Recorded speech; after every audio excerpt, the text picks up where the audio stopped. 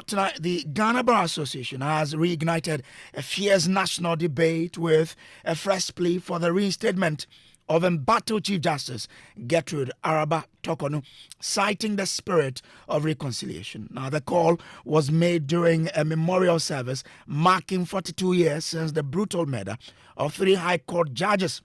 The plea comes just days after the Chief Justice herself likened her suspension to a siege on the judiciary. The GBA says the independence of the judiciary, once defended with the blood of martyrs, is once again under threat. Efwagate is president of GBA.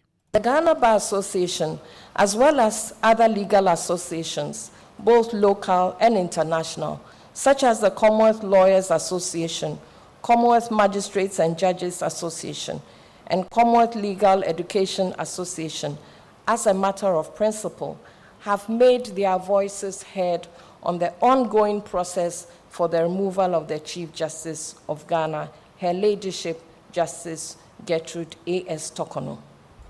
It is hoped that any Superior Court judge will be well apprised of the entire process before ever being subjected to same in the spirit of fairness. Rising to the defense of the judiciary's independence is the mandate of the Ghana Bar Association, and this is not personality-driven. On this day that we meet to honor the memory of the martyrs of the rule of law, let us resolve as a nation to do ourselves proud and humbly walk away from settling scores endlessly, as we are one nation with one destiny.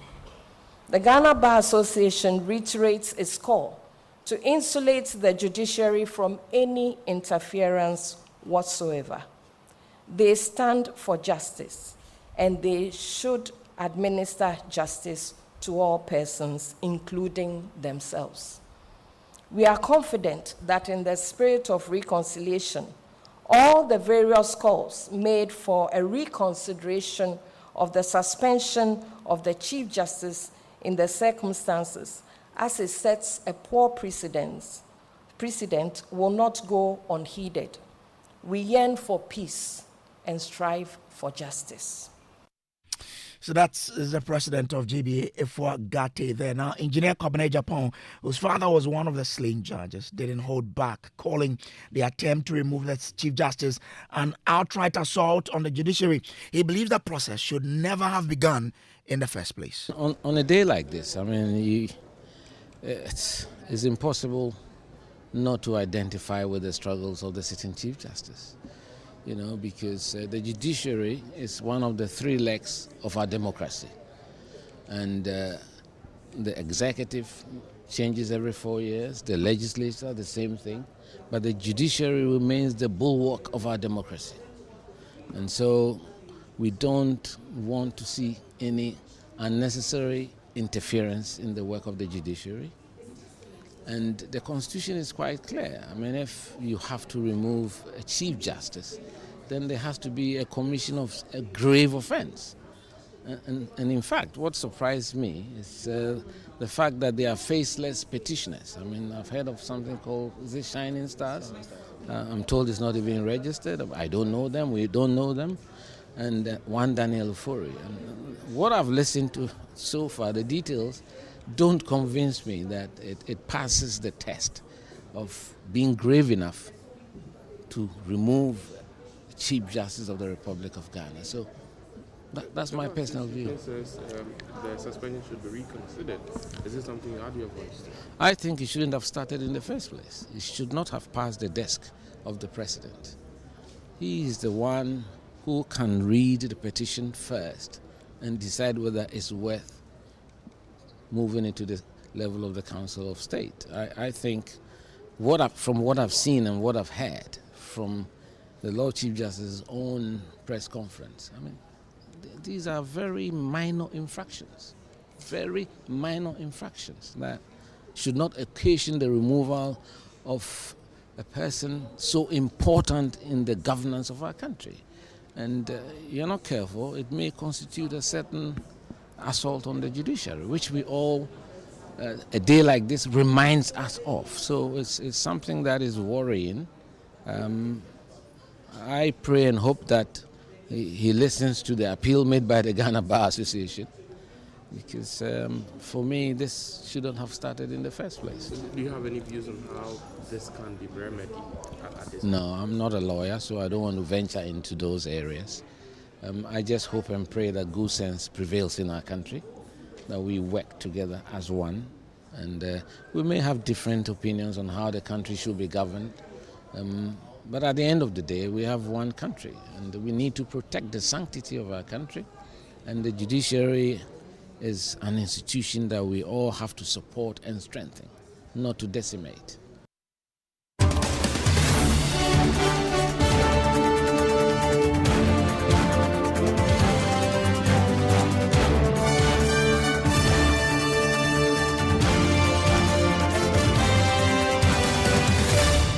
Well, this is Top Story, brought to you always by Telecom, connecting energies. Time for us to bring in Felix Kwachofosu, who is Minister of State in charge of Government Communications, joining us on the phone lines. I'm grateful to you, sir, for joining. Now, the GBA says, and I quote, "We are confident that in the spirit of reconciliation, all the various calls made for the reconsideration of the suspension of the Chief Justice in the circumstances, as it sets a poor precedent, will not go unheeded. We yearn for peace and strive for justice." Will government listen to this plea by the GBA? Kojo, it is quite obvious that there are people in our country who want to use the occasion of the dastardly and unfortunate murder of the High Court judges and the military officer to draw non-existent parallels between the current constitutional processes that are underway to look into petitions brought against the Chief Justice and those dastardly murders.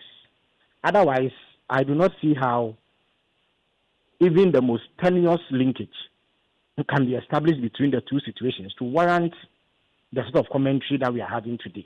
It is surprising that no less a body than the Ghana Bar Association can ask for a willful and blatant violation of the 1992 Constitution simply because of the individual involved.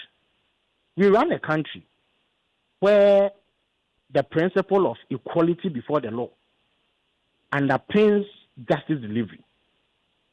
How then can it be said that because somebody occupies a certain position, even when the Constitution dictates specific processes that have to be used to look into a particular matter, those processes must be abandoned because of the sensitivity of the position that somebody occupies?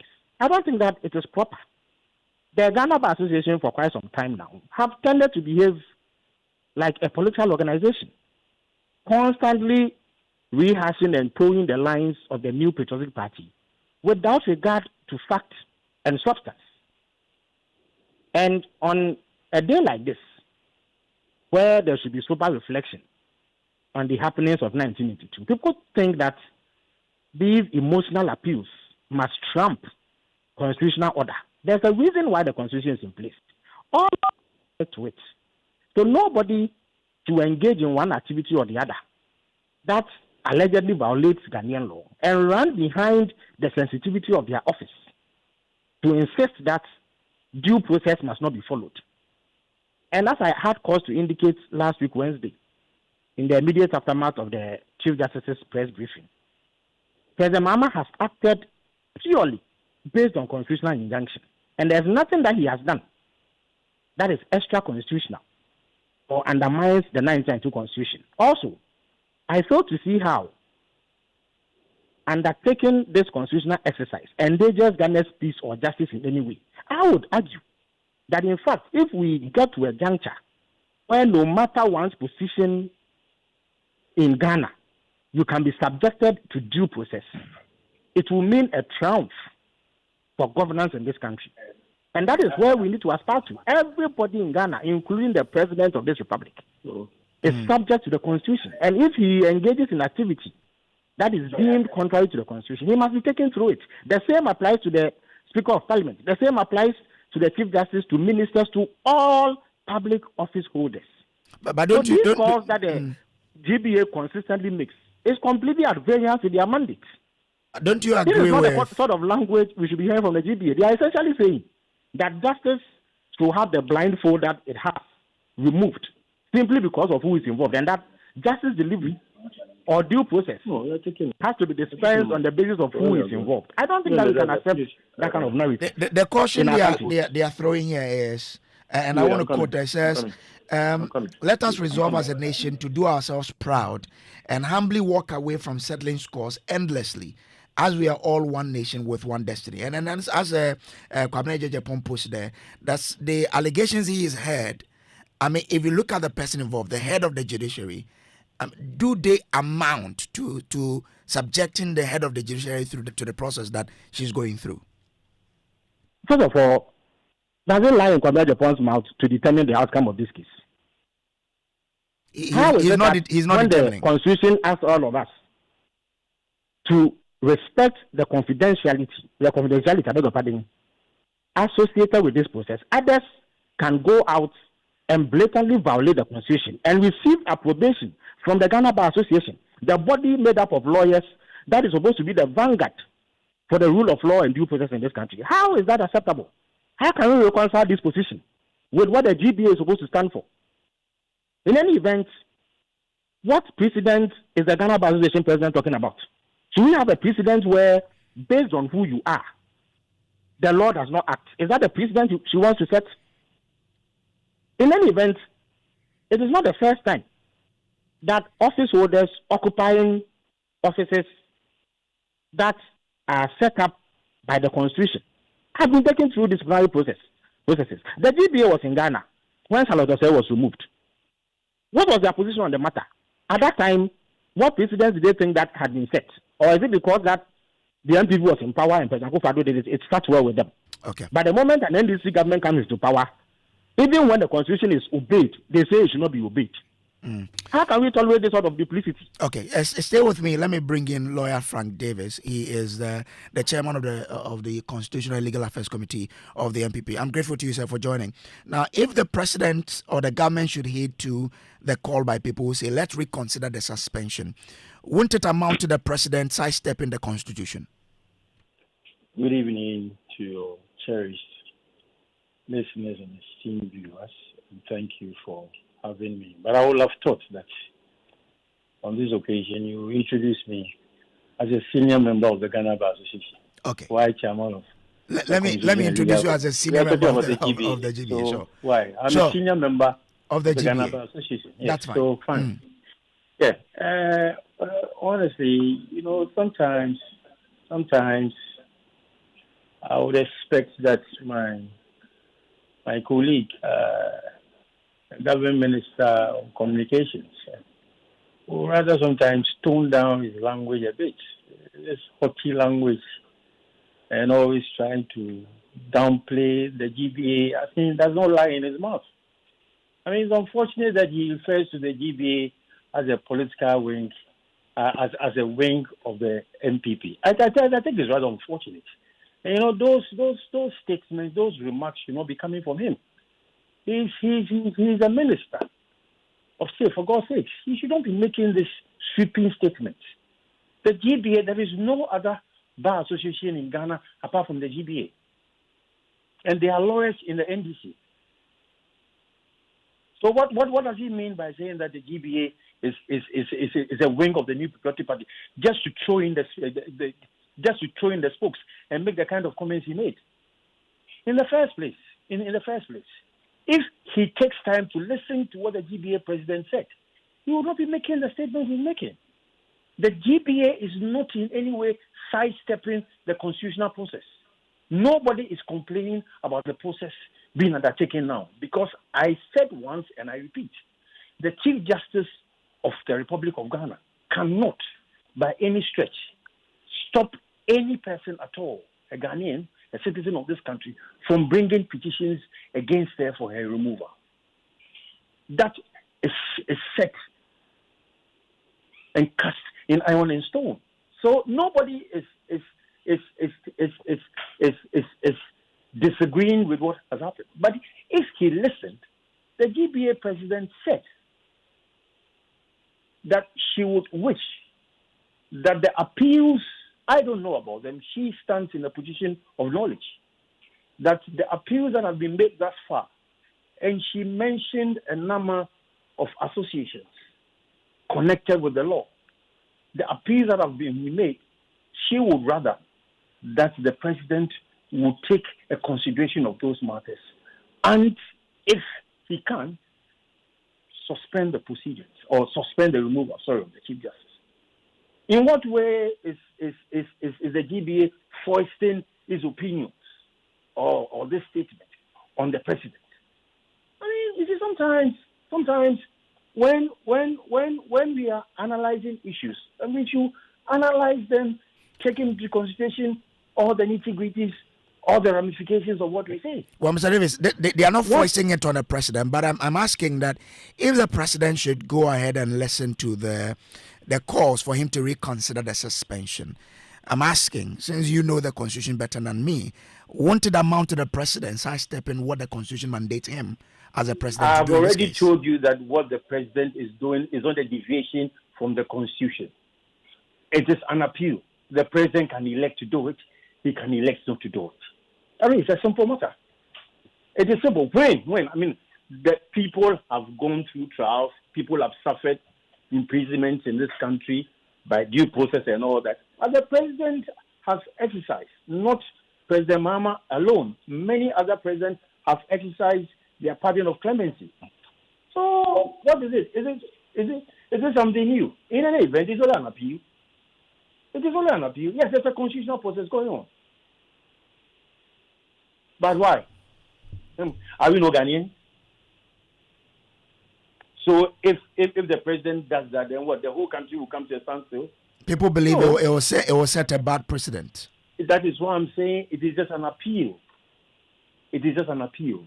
It is up to the president to decide to do it or not to do it. But you agree that if the president should do it, that will be setting a precedent that will be good for us, right? That will be setting a precedent that will be what? That won't be good for the judiciary and the Constitution itself. You are saying it. I haven't said so. I'm saying it's an appeal.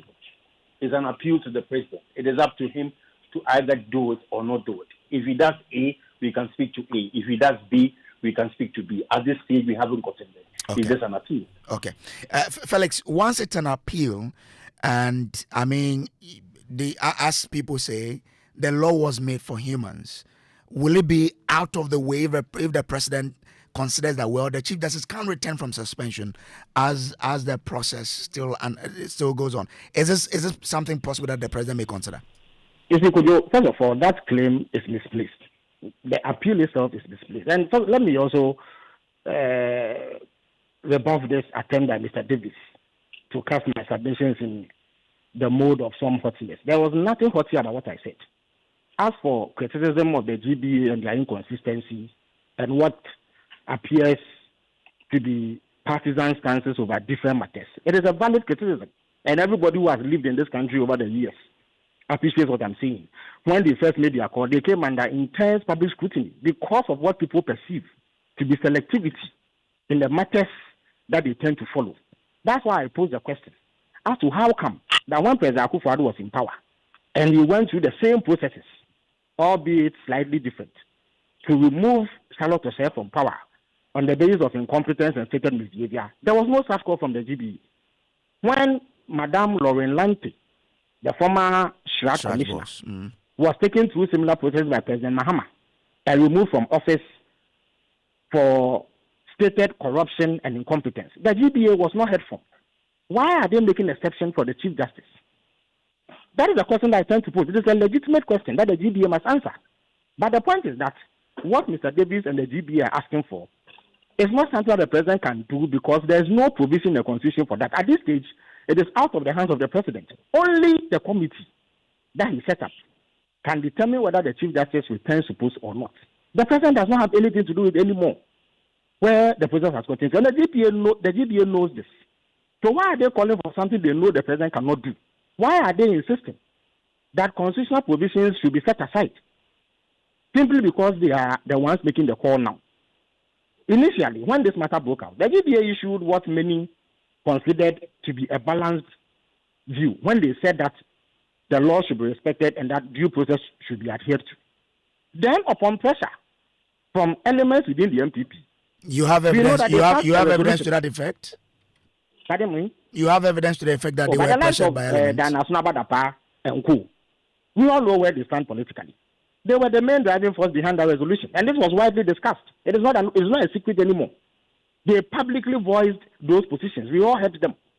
Now, sometimes what we try to do in this country is that in the face of truth, we blink and pretend that it is not happening. The GBA then came back, did a 360-degree turn from their initial position, and asked the president to act unlawfully and unconstitutionally. That is the crux of the matter. What they are asking for is extra constitutional. They are asking for a constitutional violation by the president. Okay. And I'm surprised that you in the media are not posing that question to them and asking them how they expect the president of the republic to completely disregard the constitution. But the final point I wish to make is that we cannot live in a country where we operate with a sacred cow mentality, in that depending on who is involved in a particular matter, due process must not be followed. When we have sat in this country and seen the heads of two constitutional bodies removed through similar processes as defined by the Constitution, suddenly it gets to another person and we say that it should not happen because of who the person is. All right. That argument is extremely difficult to sustain. Let me bring in Xavier Kojo, who is the PR of the Ghana Bar Association. Xavier, I'm grateful to you for joining us here. Now, the question that Felix keeps asking you is, why is the GBA making an exception for the CJ in this instance? We are not. Thank you very much for the opportunity. I don't think we are making any exception. The fact that it's happened in the past and we didn't ask for what we're asking for doesn't mean that we cannot ask. If the president has exercised a discretion by suspending the Chief Justice, and the bar president in his speech says that calls upon calls have been made by entities in the legal domain for the reversal of that suspension, and she doesn't think that that is a bad call, so the president should reconsider his position. I don't think it's anything bad. It is for the president to decide to do that or not to do that. But I don't think that she's done anything wrong by asking for that. But is it an issue of the law or reconciliation? I didn't hear that. Is it an issue of the law or an issue of law or reconciliation? Or what? Reconciliation. Reconsideration. Reconciliation. I mean the reconciliation. Exactly, yes. Well, the reconciliation and don't forget today's event itself is all about that. The reason we've been celebrating this Thursday is about reconciliation, because we don't want the things that happened in 1982. If during such an occasion, in her speech, the bar president's speech, she decided to make an appeal to the president that in the light of the many calls that are being made relative to the reversal of the suspension of the Chief Justice, the president should reconsider whether the Chief Justice should be still on suspension or not. I don't see why it should be difficult for the president to look out and say, okay, I've heard you, but I won't do that, or I haven't heard you. I don't think it's a bad call, because she has that right to make that appeal to the president, and the president has the right to say, I've heard you, but unfortunately, I'm sorry, I can't do that. Well, so the point that a lot of people do make, and I heard Felix make that argument strongly, is that GBA was quiet in some time past, but now any decision that the government takes that affect the GBA, they seem to speak. So that is it. Why many people do seem that you are in bed with the MPP? Will it be a legitimate cause for people like that to question the GBA's instance or their decision to decide to speak on some instances and decide to keep quiet in some instances? I think that if you say people say we are in bed with the MPP, this is not the first time we're hearing it. Okay. But the evidence on the ground shows that we are not. If you remember, throughout your Boafo's tenure as the bar president, President Kufuor will be present at bar events, particularly the bar conference. I can make reference to even the last one that we had just last year about Galamsey. He was sitting there. President Boafo said whatever he had to say about Galamsey, that he was not making enough effort to fight it. I remember. Was President Akufo-Addo not an MPP president? So those things, I think we shouldn't be saying them. This tag about we are skewed towards MPP is rather unfortunate, because that is the way people have always perceived us. But in reality, I don't think that it is. And as I mentioned, the fact that certain people were removed or proceedings had gone on under 416 in the past, and we didn't raise these issues, does not preclude us from raising it later. It doesn't at all. And as I said, let me reiterate, it's an appeal being made. So the president has the right to say that I won't do what you're asking me to do. But when that appeal, if the president should obey, would make him fault the Constitution, is it one that should be made in the first place? I didn't hear that, sir. I'm saying that when that appeal, if the president should obey, will make him fault the Constitution, is it an appeal that should be made in the first place? That is why the president has lawyers. This is an appeal being made. If his lawyers advise him that this is not a good thing to do because it will be unconstitutional, so be it. But I don't see how you can exercise a discretion and later say that, discretion that I've exercised, I'm withdrawing it. You can always do it. That is my mind. Okay. All right. Because it wasn't a mandatory provision in the under the Article 416. Okay. I'm grateful to you for joining us here. But Felix, finally, before I let you go, I mean, is it right to compare the CJ's position to that of, say, Shraj and the EC? We know that both the three positions are not the same. The principle is the same. You see, they are all independent constitutional creations. You could say that the CJ's position is loftier, it is higher.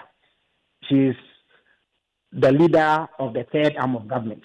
But the principle is the same, in that there are people who chair independent constitutional bodies whose work is independent of the executive.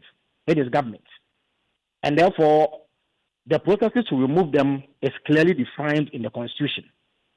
So if the head of institution A was alleged to have been engaged in some violation, and the process was used to remove her, and it was deemed perfect, it was deemed right, it was deemed lawful.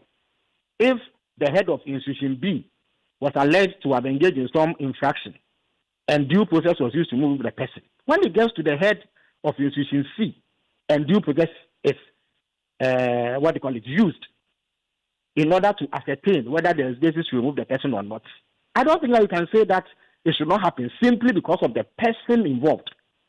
That is the argument I've got to make the whole day.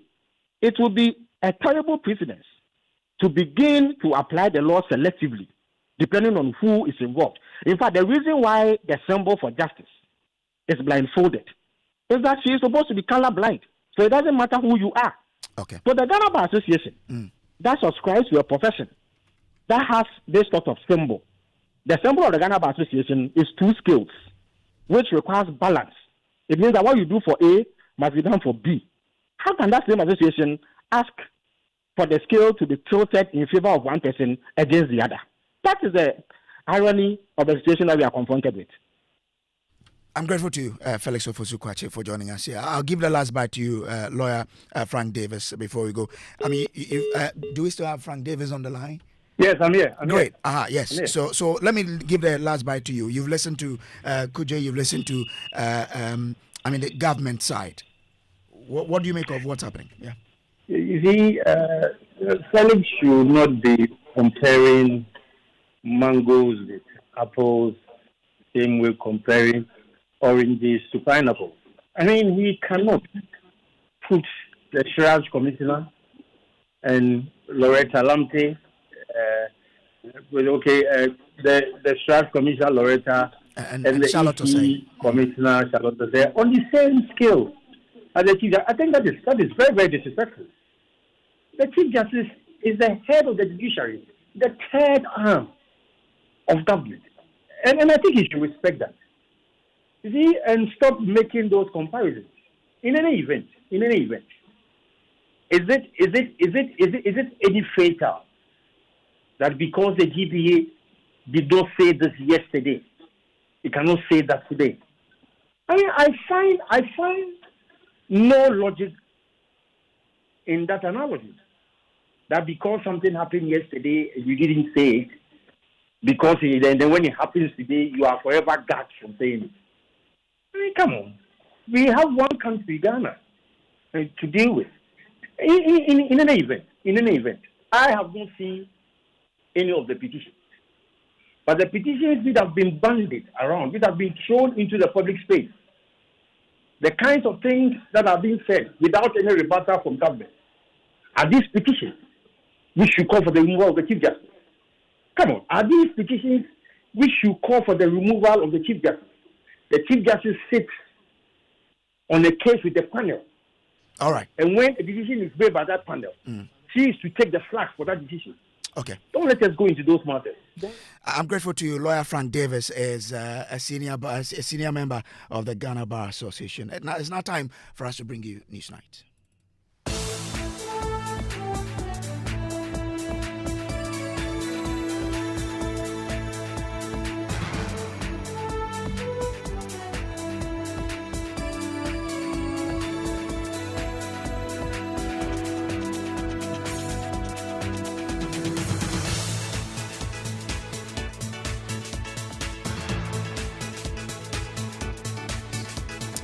Hello, good evening and welcome to News 9. This news is live on Joy 99.7 FM in Accra, Love 99.5 in Kumasi, and on over 30 affiliates across the country. Coming up tonight, government reveals it will require $4 billion over 5 years to fully implement the 24-hour economy policy, with the majority of the funds coming from the private sector, while government will provide $300 million in seed funding. But the opposition MPP has expressed doubts over the government's plan to roll out the policy, questioning the lack of genuine demand and the financial viability of the initiative. Also coming up tonight, Gold Board makes a bold move to clean up Ghana's gold trade with iron fist as it revokes all gold trading licenses issued under the former Precious Minerals Marketing Company regime, effective immediately. All the previous licenses that various traders involved in gold trading had from the defunct Precious Minerals Marketing Company, PMMC, and the Ministry of Lands and Natural Resources have all been revoked. We have details as President John Mahama is set to inaugurate the new Gold Board Security Task Force, which will have police powers to combat illegal gold trading and smuggling. On that day, the president will outdoor this new security task force, who have the same powers as police officers and who have been given a special and specific mandate. And in sports, outgoing Ghana Boxing Authority President Abraham Kote-Nikwe blasts sports minister and NAC boss in a fiery outburst. Also coming up tonight, Chief Executive Officer of the Minerals Development Fund, Dr. Hannah Bisiu, and her family face fresh threats amid ongoing crackdown on illegal mining activities. We have details as she defends the Minerals Development Fund's mandate to fight illegal mining against rising public criticisms. Anything that is negative, harmful, that the mining has caused in the communities and the persons is for us to redress. The fight you're on now forms part of your mandate. Exactly. Coming up in business. Jimbo, petroleum consumers question the expected hike in petroleum prices in the coming days. We have details of these and many other stories coming up in the next 1 hour. My name is Kenneth. Gyasi. Stay tuned. Small money day, big money day, way too much money day. Telecom too much money promo drop. If for dial *500#, then join them for the Telecom too much money promo inside. You feel win 100 Ghana cedis cash for the daily draws, 20,000 Ghana cedis for the weekly draws, then 1.2 million Ghana cedis for the grand draw inside. That be 1.2 million Ghana cedis. You for just reload airtime, then get points with it make you win. Make you dial *500# or go the Telecom Play app top. Then book inside riders give the Telecom too much money promo. Terms and conditions apply. Telecel, connecting energies. This promo will be NLA where they regulate them for the Caritas Lottery platform top. Couldn't sleep at night. Mosquitoes will be whining my ears, bugging me all night long.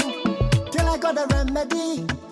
Now I'll be spraying them away with holy insecticide spray. They are I go spray them away with whole insecticide spray. When I sleep, me dana mada with whole insecticide spray. Holy mosquito coil, holy multi-purpose insecticide spray. Ghana Kron Kron. For bulk purchase, call 0302 681582. This advert is FDA approved. Hello again. Presidential advisor on the 24-hour economy, Gyasi Tano, has revealed that the Secretariat will require $4 billion over 5 years to fully implement the policy. He noted that the government will provide $300 million in seed funding to be disbursed in tranches to kickstart the rollout, while the rest of the funds will come from the private sector. The 24-hour economy was a key campaign promise by the NDC in the run-up to the 2024 elections. 6 months into the new administration, the government is set to officially launch the policy on July 2nd. Speaking to the press ahead of the launch, Mr. Tano outlined the funding needed to unlock the policy's full potential. We said that the initial projected cost, we're still in the calibration stage, is about $4 billion. Of that, about $300 to $400 million will come from government to support the viability gap requirement to make sure that the bulk infrastructure is commercially sound and therefore will attract private sector investment. Because government is involved in the IMF program, they have to test these suggestions to the IMF, and it doesn't have to be in one go. It can be a crawling seed, contribution of seed money to give, and also the requisite seed money for the authority when it's set up. So that is the ask, and we believe that we can raise a lot of that. In fact, some of the potential commitments you have already for the enterprise finance and the capex component of the bulk infrastructure and enterprise capex is heading now towards $2 billion. But it takes a little time to negotiate these, and of course, because they're confidential, we cannot immediately reveal until we've actually signed on the dotted line going forward. So by this time next year, we should be able to announce what kinds of resources are available to implement the program by the private sector. The money is not coming to 24-hour Secretariat. It's going through mechanisms straight to the private sector based on a very disciplined, well-thought-out protocols about who can benefit, why they benefit, whether they're in the value chains, whether they belong to an association, whether they are cooperative, and so on, so that we can build this extraordinary private sector we have to the levels that allows them to not only produce the low-hanging fruits, and the lowest hanging fruit we have, for those who ask the question, is the $2.5 billion of food we import from the rest of the world, which we can produce here. That is the lowest hanging. So that there is Gyasi Tano, who is the presidential advisor on the 24-hour economy. But the opposition MPP has expressed skepticism over the government's plan to roll out the policy starting Wednesday. The MPP's Director of Communications, Richard Ahiagba, has raised concerns about a lack of genuine demand and questioned the financial viability of the initiative, particularly highlighting the government's cited $4 billion funding requirement. He says the government's 24-hour campaign promise is unrealistic even from the start, and criticized the policy as being disconnected from clear economic problems or demand drivers. Well, thank you very much. Good afternoon to your viewers. I think it's a good thing that we undertake 24 hours to help grow, except that the manner we promised is being communicated is wrong, is deceptive, and now we are faced with a reality that certainly the NEC cannot implement the 24-hour economy as it said. We told them, and we actually did draw attention to this, that it's not realistic. Economies or cities that implement 24-hour economy, there are propensities that they leverage. You don't create it. There are tendencies already of your economy that you leverage. So there is demand for certain products or lines of products to be made, and you leverage the demand But it's not just out of thin air, they're going to do 24-hour economy, and this is where we are now. So unfortunately, the fact of the matter is that it was a make-believe promise. Now they cannot create that demand. The demand is not there. And so this is what this is about. Well, meanwhile, the Speaker of Parliament, Alban Bagbane, has called for legislation of the 24-hour economy to make the policy binding on successive governments. One of the things I'll propose is the fact that after the launch, it must be presented to the people's representatives to give the official stamp of approving it, which meant that we have to have the opportunity to debate it and approve. Then you get the buy-in of all the organs of government, but you give legitimacy by saying that, yes, the people that we represent agree that this program will work to their benefit with our approval. Right, let's go on to the telephone lines and speak to the ranking member on the Economy and Development Committee of Parliament, Kojo Opon Nkrumah. Thank you very much for your time this evening. The MPP has continually opposed to this policy. Finally, it's been rolled out on Wednesday, but the party still insists that even after government quoted the amount that's going to be needed to run it over a 5-year period, you say that it's not really feasible. Tell us more. That is not feasible. Good evening. Good evening. Yes, who's saying it's not feasible? Your Director of Communications, Richard Anyagba, I want to believe that you were listening when we were playing the sound. Well, no, I didn't hear him. I'm the ranking member on the Committee of the Economy. I don't think that we have said anywhere that it is not feasible. The minority operating in Parliament has not said that it is not feasible. Remember that the first thing we asked for is that we wanted to get a copy of the policy document. We are informed that the government will launch it on the 2nd. When it is launched, myself and my colleagues on the committee will be seized with the document and will have an opportunity to explore it and have an understanding what it entails. We noticed that a copy has been given to the Speaker of Parliament. I think today a media briefing took place. I'm happy that Mr. Speaker is saying that a formal copy has been made available so that we can read it and even assist with some views that we may have, on how a project like this can work. Remember that when the people vote for a government proposal, it becomes a social contract between the government and the people. So it is fair to say right now that this is what the people of Ghana have signed up to. The government now will deliver the details, and then all of us will have an opportunity to interrogate it. Even before that, Kojo, the government has laid down, what we are to expect. They say that they're going to get a seed fund of $300 million, which is going to come in tranches, and then ultimately we will be needing about $4 billion, majority of which are going to come from the private sector to effectively run this 24-hour economy. Good news? Well, it will be important to see the breakdown of this $4 billion and understand what the critical elements are, and therefore what 300 million can deliver. That is when you can contextualize and say that this 300 million is going to really kickstart it, or is going to be a drop in the ocean if you have a sense of the breakdown of the 4 billion. Secondly, you are mentioning that this 300 million is in tranches. So you have to get a deeper understanding of how much you need to really kick off the program as compared to what the tranches are. We don't have all of that detail yet. But the other part is, if you say that a good chunk for the rest of it, that is about $3.7 billion, will come from the private sector, you have to interrogate that a bit more. Is this 100% equity that the private sector is bringing to set it up?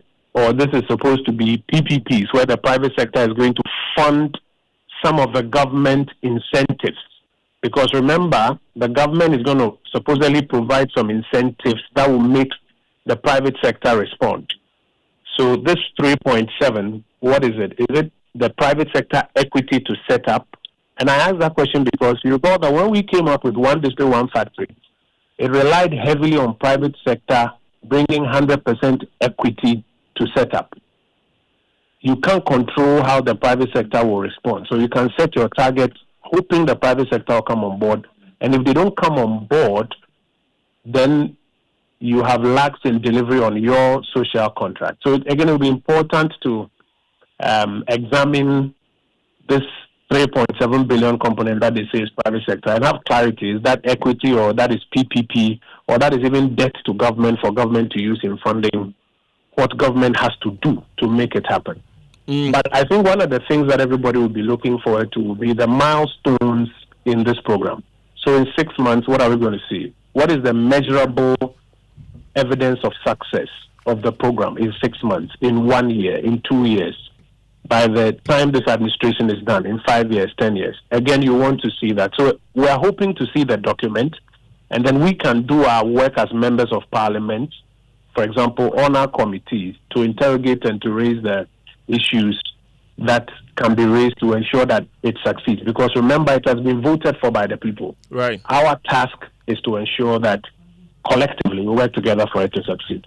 Kojo, as a ranking member on the Economy and Development Committee in Parliament, do you see government being able to raise these proposed $300 million to support the 24-hour economy? From what you narrated to me, it sounded that government has secured it already. Am I correct? No, not yet.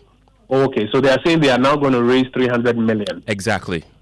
Okay, well, again, they have to explain, and I'm speaking to you at this point because we don't have any information yet. Right.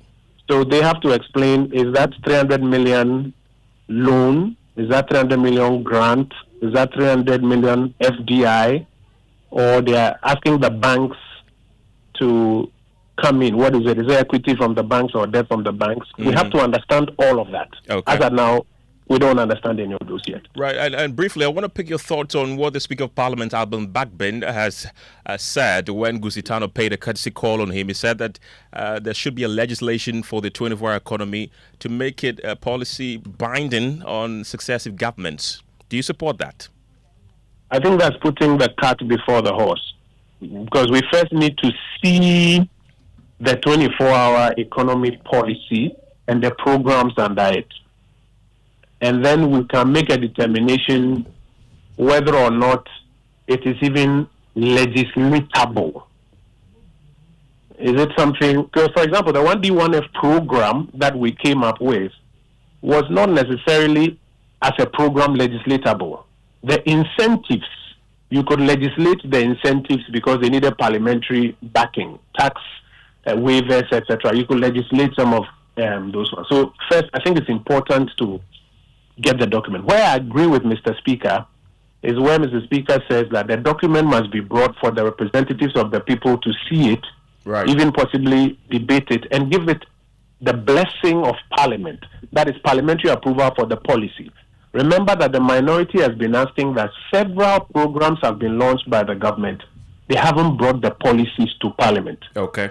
So I agree 100% with Mr. Speaker that he's requesting that a formal presentation of this document is done, and then all of us can go into the details, hopefully approve it. And if there are parts of it that require legislation, we can then legislate it. We'll get more details when it's finally launched on Wednesday. Thank you very much. Kojo Nkrumah is the ranking member on the Economy and Development Committee in Parliament. And in other stories, tonight, in a bold move to reshape the country's gold industry, the Gold Board has revoked all gold licenses issued under the former Precious Minerals Marketing Company regime. With the new licensing regime in place, the Gold Board is set to inaugurate a special security task force with enhanced powers to combat gold smuggling and unauthorized trading. It will be recalled that the Gold Board extended the deadline on a number of occasions for gold dealers to register for a license under the new Ghana Gold Board Act, which took effect in April. Addressing journalists this afternoon, Acting Executive Director of the Ghana Gold Board, Sammy Jemfi, explained that the new license regime is now in full force with more than 200 licenses approved.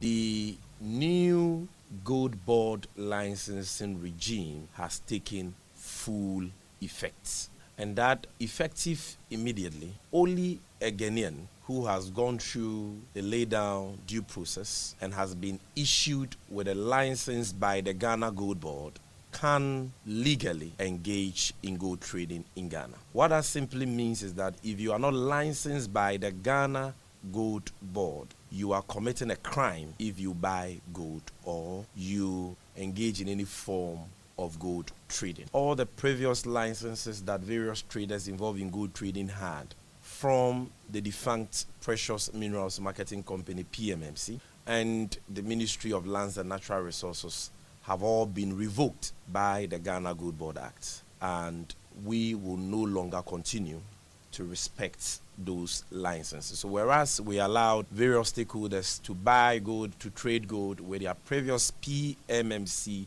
licenses or licenses to deal in gold issued by the minister responsible for mines, same is not the case as we speak today. That legal regime has come to an end. My colleague Kweku Asante was at the news conference and joins us with more details on the telephone lines. Kweku, we're now told that the president is set to inaugurate a new task force which will have police powers to check illegal gold trading and smuggling. Tell us more. Well, yes, this will be known as the Gold Board Task Force. This body will have the full powers of the police, and they will be able to conduct searches under warrant and be able to go into places where they suspect illegal gold trading and smuggling is being done and confiscate some of these properties. The president, we understand from Sami Gyamfi, will inaugurate this task force next week, that is July 8th. Listen to Sami Gyamfi give the modalities for this task force. Those who are hell-bent on trading illegally without a license, we are serving notice that we are coming after you. On the 8th of July, His Excellency the President, on whose vision the Gold Board has been established, will commission a very important unit of the Ghana Gold Board. Very important program, because on that day the President will outdoor this new security task force who have the same powers as police officers and who have been given a special and specific mandate to help the state combat and defeat the phenomenon of gold smuggling, the canker of gold smuggling, the canker of illegal gold trading. And this task force will be driven by an intelligence unit that we have already deployed across the country, gathering information on the activities of all smugglers and illegal gold traders. We know you. You are not in hiding at all because your cover is blown. We know who you are. And Kweku, how does the Gold Board intend to keep this task force in check to ensure they do not go about extorting traders and taking bribes to allow gold smuggling? So, Kenneth, in the past, we've seen how operatives of the national security, sometimes drawn from both the police and the military, have acted when they've been sent to illegal mining concessions, for instance. In a bid to reduce the occurrences of extortion and other underhand dealings, Gold Board task force members will be affixed with a camera which is going to record everything they do. Sami Gyamfi explains that they've really put in place the measures that will ensure that this task force goes out there and does its job in an accountable and a transparent manner. And to ensure that the members of the task force we are going to deploy with so much powers will not end up betraying the state, abusing their powers, engaging in extortion, bribery, and the rest, and encouraging the very vice they are supposed to fight. Because like you said, we've seen it in other areas, particularly in the fight against illegal mining. We are deploying technology to ensure that check the members of the task force. So you can't be on a frolic on your own, gallivanting around Ghana and harassing miners and gold buyers and all that because you are a member of the Gold Board task force. You need a written warrant. And if a member of the Gold Board task force or a Gold Board inspector comes to you without a written warrant signed by the chief executive officer, you must report him to be sanctioned. Again, the officers that we are deploying at all material times when they are embarking on field operations must wear their bulletproof vest, which will have fixed on them body cams. Their vehicles, which we are procuring, also has trackers, GPS trackers. And we have a command center. We'll have a command center at our head office to monitor their operations, meaning that everywhere the Gold Port Task Force will be at any material time, we will know sitting here in Accra. Kweku, the Gold Board is departing from the government policy of deporting foreigners involved in certain crimes for illegal gold trading and smuggling. Offending foreigners are said to be prosecuted, we understand?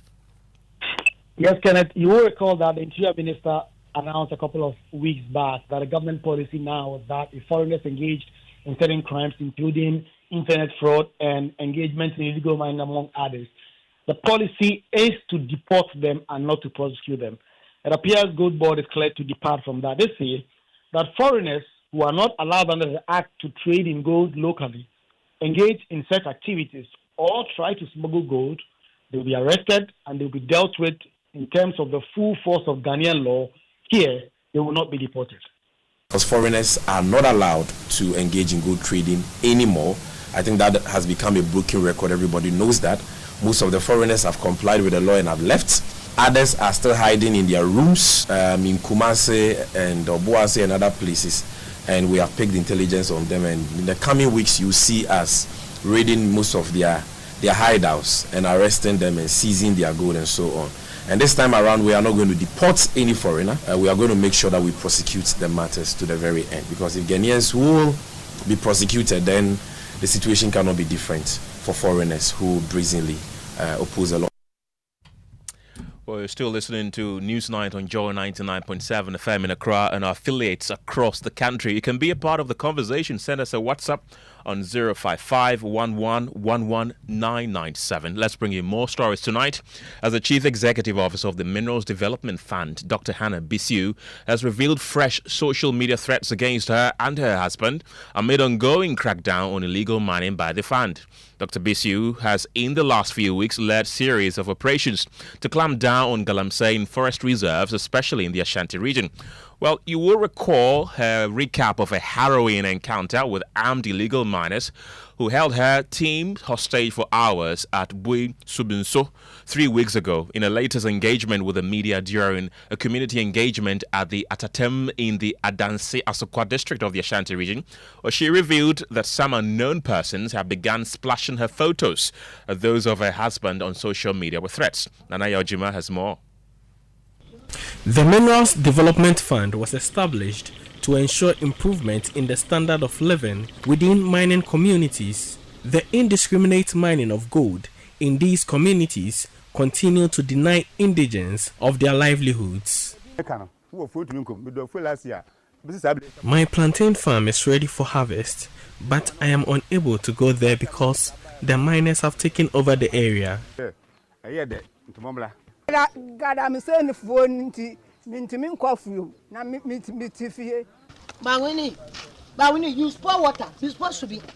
Hannabisi Ukote, after assuming her new role as administrator of the Minerals Development Fund, has taken up a fight in the interest of the mining communities. For this reason, Dr. Hannabisi Ukote has received threats from beneficiaries of illegal mining. I've taken that thing as normal. I've taken it like normal dose. I've taken it like normal dose. People go on the internet and put the pictures of my husband, and they send them to my inbox and send all kind of messages. The only thing I always say that, you see, it's only a coward who threatens.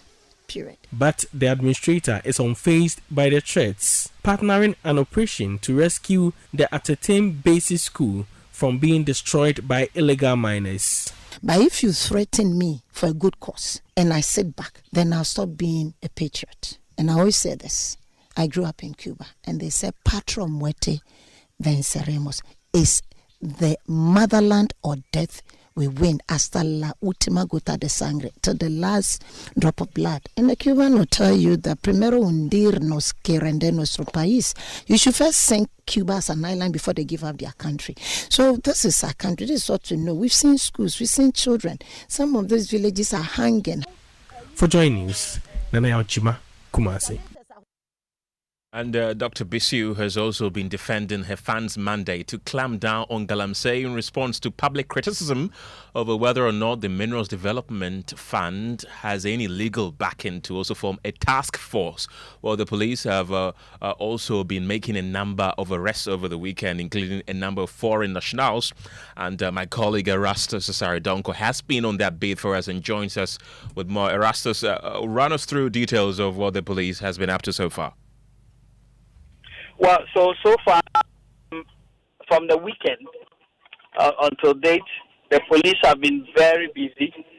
They have arrested 87 illegal miners so far. And notable amongst them, they did some arrests at Wasa, 5 arrested, 1 excavator seized. That was the people who were mining in the Mamie River. On 25th, they arrested 15 at Mansour Dubia, precisely Watreso and Prichakrum. On 24th, they arrested 12 people at Adamaso in the Western Central region who were mining close to a public road.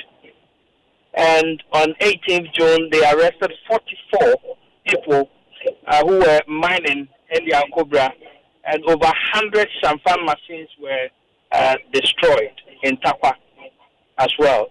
On 23rd, they arrested 3 people mining close to the Dominance town, in Asankagwa, Wasa, Dominance in the Western Central region. So they have been very busy all across the Western Central, Ashanti region, and parts of the Eastern region.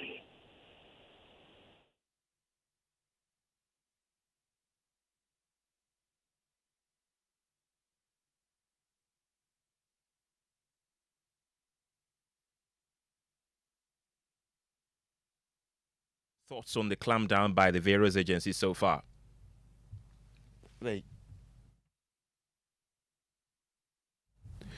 Hello, Michael. Unfortunately, we've lost Michael Edujemfi, who is the Regional Secretary of the Ghana National Association of Small-Scale Miners. And George Rafi is already in the studio with the latest in business. George, what's up? Well, coming up in business, consumers challenge oil marketing companies over expected increase in prices of petroleum products later this week, insisting the West should be holding current values at the pumps. And Bank of Ghana promises to roll out more innovations to aid digital and fresh payment systems to support financial intermediation in the country. The business news on Newsnight is brought to you by MTN Business. Welcome to the new world of business. Kingdom Books and Stationery, your number one stop shop for all your office essentials, Sinter's Tanks and Pepsodent, Herbal and Charcoal. If home is where the heart is, then let's go home, shall we? Let's go where the entertainment is, where the passion is, where the laughter is, and sometimes even the tears too. Let's go where we feel safe enough to share our opinions and send tweets, where we do that embarrassing little dance to our favorite song. Let's go home where the love, the care, and the joy live. There's no place like home. Connect your home to super-fast internet with affordable data bundles from MTN Home. Visit broadband.mtn.com.ga or your My MTN app to sign up today. Everywhere you go. M&C Group is a leading investment holding company with expertise in minerals and food commodity trading, precious minerals refinery, real estate development, and logistics and energy. With individually registered companies, our headquarters is located in Accra, Ghana, with operational offices in Dubai, UAE, Hong Kong, and Guangzhou in China, Johannesburg in South Africa, Virginia in the USA, and Milan, Italy. We connect business markets and drive growth. Trust us to maximize value value in every deal. Call us on 0302 551 917 or 0302 551 918 or send us an email mncgroup@mncgroupgh.com. MNC Group, totally reliant. Son, we are so proud of you for setting up this hospital. I really love those hospital beds and waiting chairs. By the way, did you import them? No, Dad, I didn't. I actually got them from Kingdom Books and Stationery right here in Ghana. Wow. We also bought our office supplies, safes, executive desks and chairs from Kingdom, and they gave us expert advice on how to set up our office. Guys, that makes 3 of us. I also got our sofa and bedroom sets, plus our dining hall furniture for our new home from Kingdom. Wow, Mom, that makes 4 of us. I usually get my stationery items from Kingdom, and my teacher also mentioned that our classroom furniture was provided by Kingdom. So there you have it. Whenever you're thinking about setting up an office or acquiring furniture for your home, etc., Kingdom Books and Stationery should be your first port of call. With over 40 years experience in the industry, we stock and supply a wide variety of globally sourced office and home furniture, stationery and equipment. Visit our head office, Takweje, Osu near the Osu Cemetery, Tema near Community 4, Takoradi opposite Vijay Mays Plaza, Cape Coast University Bookshop, Spintex Road near Absa Bank, Atomic Centerpoint Mall, Winneba University Campus, KNUST, the University Bookshop, and Santasi in Kumasi. You can also visit our shop online, www.kingdomstoreonline.com. Hurry while stock lasts. For further inquiries, contact us on 050-162-0810 or 0302-764-101. Email info@kingdomgh.com. Kingdom Books and Stationery Limited, where quality and affordability is assured. Terms and conditions apply.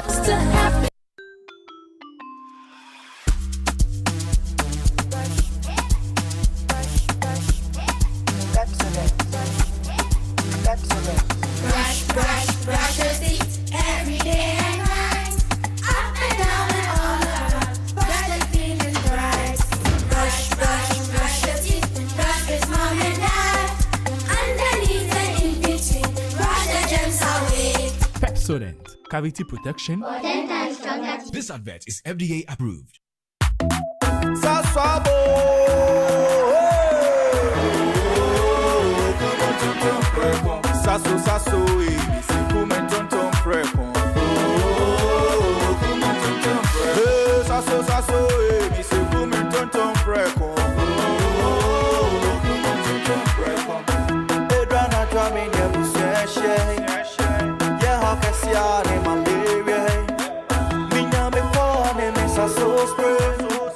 Every mosquito study run away. Oh, come on, tonton preko. Sasso, mi se come tonton preko.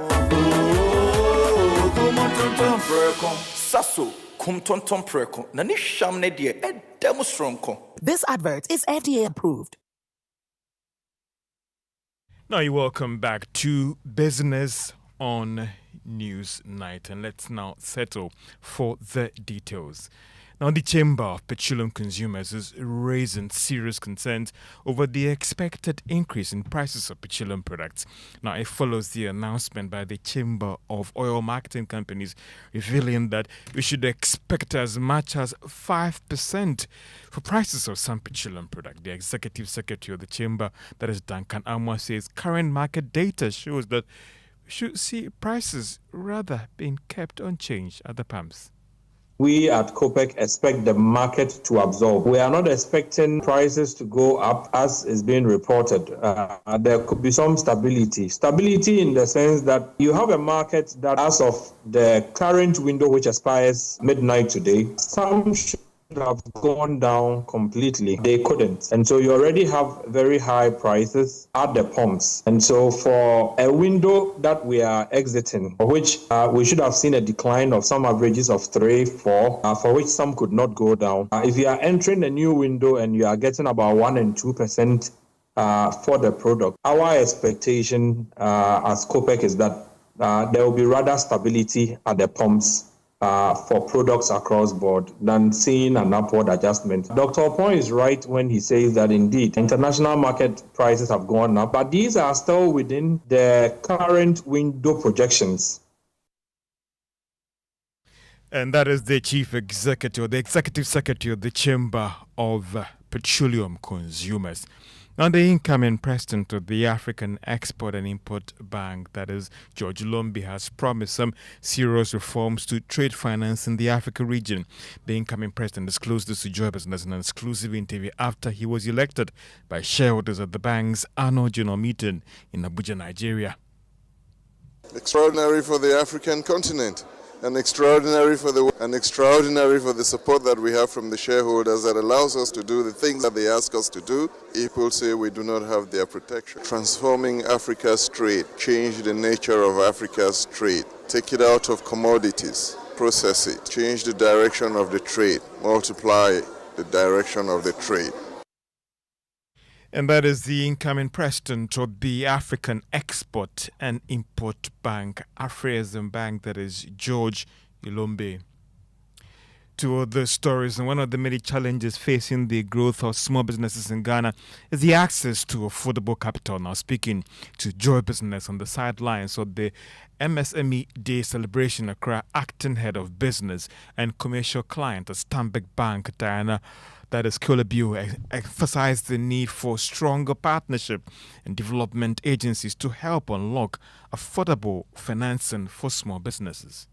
During the phase of entrepreneurship, there are some equity risks that the owners need to take, but they need partners to help them in this phase to be able to move to the next level that they think that will see the expansion of their business. And that's where the commercial banks now come in. And we believe that with what we are seeing, the likes of Development Bank doing, Exim Bank doing, MasterCard doing, there's going to be a phase that is going to see all these entrepreneurs rise up to the occasion to become the next big companies that we want to see them to become. And that is Dana Kalabio is acting head of business and commercial clients at Stanbic Bank, Ghana. Now, MTN has concluded its year campaign of Yellow Care aimed at creating lasting impact of, and that is communities that it serves. Now, Chief Corporate Officer at the MTN, Ajoriafi, highlighted the team's regional engagement and reaffirmed the firm's commitment to deepening impact through the introduction of new digital mobile track. We partnered with a number of organizations to be able to go across the country to train the youth in digital skills, in mobile phone repair, just things that could give them an immediate livelihood. We also went to Togome. In Togome, the main source of livelihood is pottery making. And we wanted to change the face of the pottery making by making it more modern and also introducing them to new ways of marketing and, supporting them to look beyond their immediate environs and into bigger markets. We go to a certain place, we stay there for a while, we get school children to come in, experience it, train them, and then we move to the next. We are pushing digital inclusion. We know that having digital skills now is a must. And that is the head of corporate services at MTN Ghana. They're giving us some more details about their offering under the Yellow Care campaign initiative. That is Ajua Wiafe in those, giving us those details. To other telecom stories, and Telecel Ghana has rolled out revised data bundle offering with a significant value boost at no additional cost to their customers, effective July 1, 2025. The data increment is in line with the Telecom's sector directive on data bundle increment and actually carrying customer feedback. Let's hear from the head of corporate communications at Telecel Ghana, that is Rita Roxon, explaining to us the impact of all these benefits to the telcos in the country. They believe that this is one of several measures being put in place to reward customers for what they are doing in the country. The data value increment is a result of collaboration with the Ministry of Communication, Digital Technology and Innovation, and this reflects the sector's joint dedication in ensuring that all Ghanaians enjoy fair, competitive, and accessible data. So basically, this boost in data bundles is about putting real savings back into the hands of our customers. At Telecel, we are focused on raising the bar for value and affordability in connectivity. And Rita Roxon, she is the head of corporate services at Telecom Ghana, giving us update on what they are offering to customers from July 1. And more, the telecom companies from tomorrow are going to offer enhanced services to their customers when it comes to the purchase of data bundles. We also know that MTN has also announced that they are going to offer a similar bundle to their customers from tomorrow. And that's all for business on Newsnight.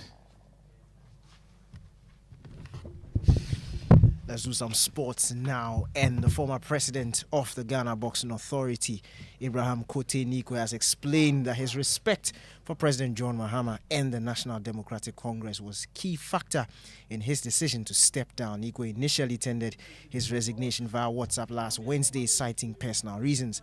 However, during a press conference earlier today, he chose to go deeper, lashing out at Sports Minister Kofi Adams and NSA boss Yao Ampofo-Ankra. I'm resigning because of His Excellency the President and also the party I belong to. But I'm not afraid of the Minister and the Director General at all. I cannot fight my own government and my own party. But I also encourage the Roger Bano and the board members I'm leaving behind that the NSA and the ministry have no right to set the GBA aside. They don't have that right. And if you people sit down for them to do this, then you are setting up a pace that will continue. You are an autonomous body. They should not bring politics into sports. Abraham Kojo is outgone Ghana Boxing Authority president after resounding success last year. The Joy Sports Invitational returns with the 2025 edition on August 9 at the University of Ghana Stadium. Amongst the disciplines will include women's penalty shootout, the mixed 4x100 relay, the basketball shooting contest, mixed volleyball, women's 50-meter dash, the men's 100-meter dash, mixed sack race relay, the lime and spoon relay, Scrabble, and a range of board NE games. Interested companies can visit the front desk of Joy FM or visit myjoyonline.com to register. That brings an end to sports. Back to you guys. Oh, thank you very much, Daniel. Well, it's been 2 long years since the raging waters from the Akosombo and Bone dams swallowed homes and scattered lives across North Torn in the Volta region. But for many of the victims, the flood was only the beginning. Today, they endure scorching tents, unfinished houses, and promises that seem to wash away just like the floods. Enjoying news after the floods, Fred Kwame Asare returns to the heart of the devastation, where hope still fights to stay afloat. Many in Mepe are still waiting for a place to call home again. For Theodora and her family, the wait has been long and unbearable. Her family is one of over 100 households living in temporary UNICEF tents at 3 resettlement camps in the North Town district. Their mud house was swept away, leaving them with only what they could salvage. Honestly, the food they provide is inadequate. The heat inside the tent has caused our children to develop skin rashes, and I'm suffering from them too. When our children fall sick, we have to take them to the hospital ourselves. There's no support at all. At Camp 1, a 10-unit structure built by the government sits empty. The flood victims say it was hurriedly constructed and unlivable.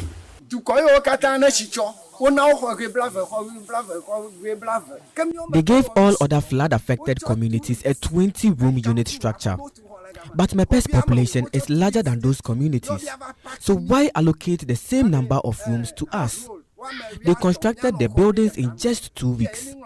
We refused to move in because they expect about 15 households to share one room. Are we slaves? What crime have we committed? Donations have come in, but we don't receive them. And now they want to pack us like sardines into a single room.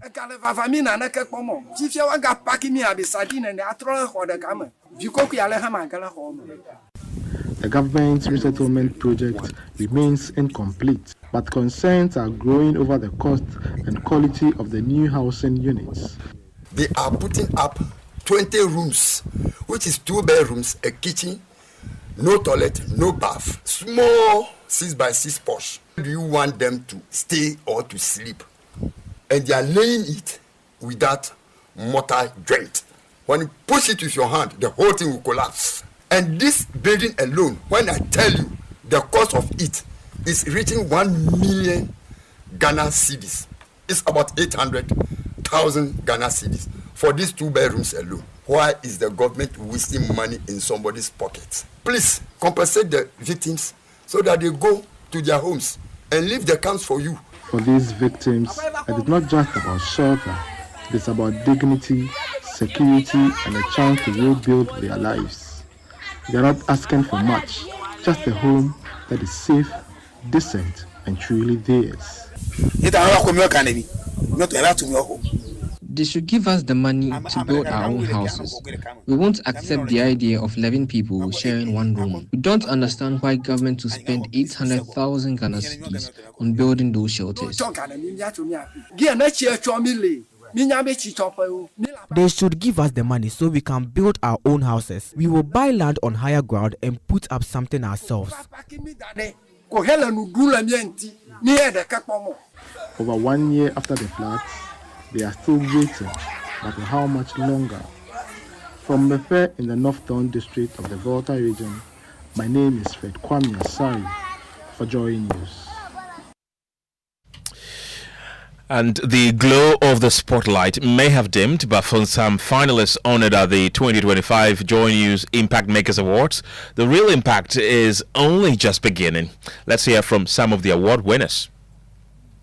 I want to thank Joy News for this wonderful platform. I've never received any award in my life as a civilian, but in the military, I've received a lot of awards. But as a civilian, I've never received any award, not even in my primary school, JHS or whatever. So, this one feels good. My first award on an international level. So from MNC, we want to support each of the 10 with 10,000 cedis each.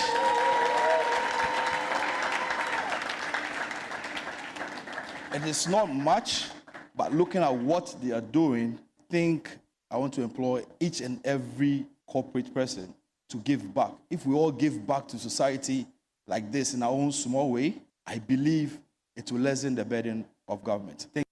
Since last year, I've been working with Global Share Alliance to get some share seedlings to plant in my community because I do advocacy on tree planting as well because I try to discourage them not to cut the tree. So I was trying to get 1,000 seedlings from Global Share Alliance to plant as a way of going beyond the advocacy. And as we speak, Global Share Alliance, they have promised to even increase the 1,000 to 3,000 just after the award.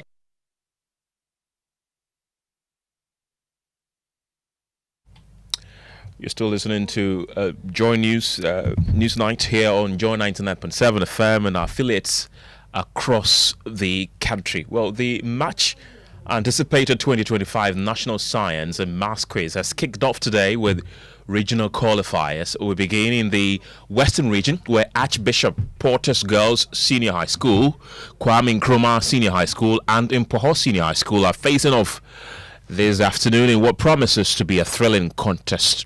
And my colleague Adobia Asari and Collins Frimpong are on the beat for us. But let's start with Adobia. Adobia, welcome to the show. What more can you tell us?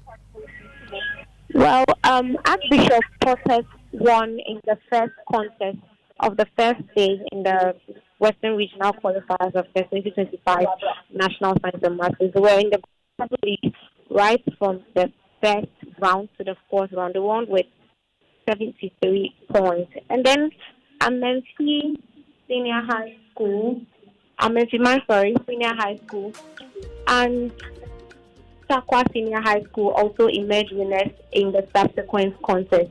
Now, we have two schools who didn't win, but they still made it to the national championship because they made the 40-point mark. Those are Ahantaman Girls Senior High School and Fitai. What are we to expect tomorrow? What contests are available tomorrow?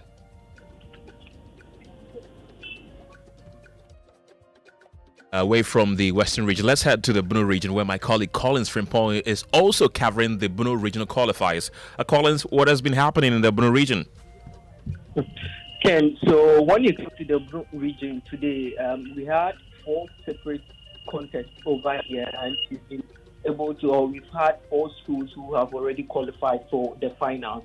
And some of these schools include Notre Dame Girls SHS, who secured 78 points. And as a matter of fact, the 78 points that they secured is the highest that they've been able to make in the school's history. And also today it was the highest. We have the Brekum Presbyterian Senior High School, who also returned to the national championship since 2018.